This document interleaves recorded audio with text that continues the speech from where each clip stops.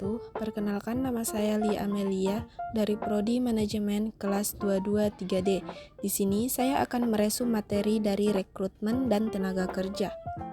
Definisi rekrutmen tenaga kerja adalah proses mendapatkan sejumlah calon tenaga kerja yang berkualifikasi untuk jabatan tertentu dalam sebuah organisasi atau perusahaan.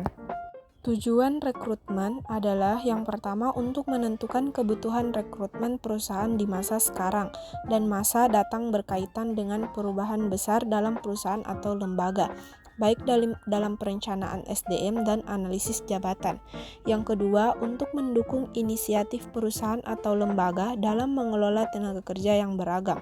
Yang ketiga, untuk membantu meningkatkan keberhasilan proses seleksi dengan mengurangi calon karyawan yang sudah jelas tidak memenuhi syarat atau yang terlalu tinggi kualifikasinya. Dan yang keempat, untuk mengevaluasi efektif tidaknya berbagai teknik dan lokasi rekrutmen bagi semua jenis pelamar kerja. Sumber-sumber rekrutmen ada dua, internal dan eksternal, di mana internal dengan cara internal calon pengisi posisi tertentu dicari dan diseleksi dari tenaga kerja yang ada dalam perusahaan saat ini, yaitu ada beberapa teknik dalam rekrutmen pekerjaan, yaitu job posting, referensi manajemen, dan serikat buruh. Eksternal, perekrutan tenaga kerja eksternal berusaha menarik tenaga kerja dari luar organisasi.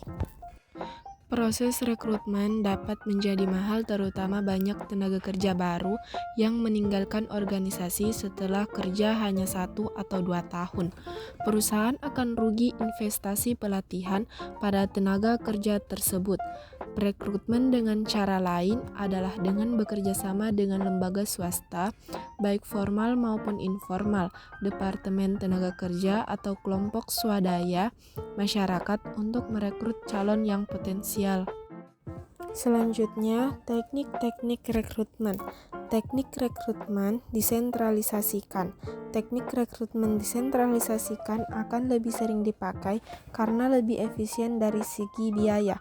Dalam rekrutmen disentralisasikan, instansi yang mengelola sumber daya manusia itu akan bertanggung jawab untuk meminta dari para manajer akan perkiraan-perkiraan periodik mengenai jumlah dan tipe pekerjaan-pekerjaan baru yang dibutuhkan di waktu yang akan datang.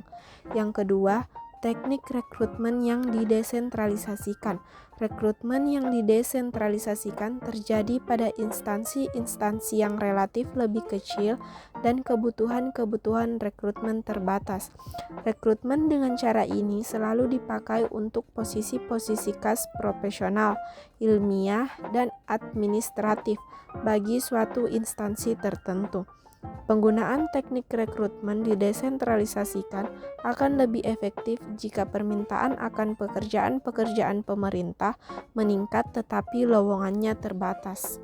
Proses rekrutmen dapat menjadi mahal, terutama banyak tenaga kerja baru yang meninggalkan organisasi setelah kerja hanya 1 atau 2 tahun. Perusahaan akan rugi investasi pelatihan pada tenaga kerja tersebut. Rekrutmen dengan cara lain adalah dengan bekerja sama dengan lembaga swasta, baik formal maupun informal, departemen tenaga kerja atau kelompok swadaya masyarakat untuk merekrut calon yang potensial. Beberapa langkah atau tahapan dalam proses pelaksanaan rekrutmen, yaitu yang pertama mengidentifikasi jabatan yang lowong dan berapa jumlah tenaga yang diperlukan. Yang kedua, mencari informasi jabatan melalui analisis jabatan. Yang ketiga, menentukan sumber kandidat yang tepat. Dan yang keempat, memilih metode-metode rekrutmen yang paling tepat untuk jabatan.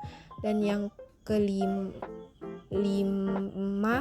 memanggil kandidat-kandidat yang memenuhi persyaratan jabatan.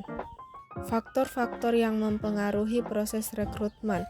Beberapa faktor yang mempengaruhi proses rekrutmen yaitu apabila pencarian kebutuhan tenaga baru dari luar perusahaan sebagai berikut. Yang pertama, kondisi ekonomi negara secara umum. Yang kedua, ketersediaan tenaga kerja pada bidang yang dicari. Dan yang ketiga, reputasi perusahaan. Kendala-kendala dalam proses rekrutmen. Yang pertama, tujuan dan kebijakan organisasi.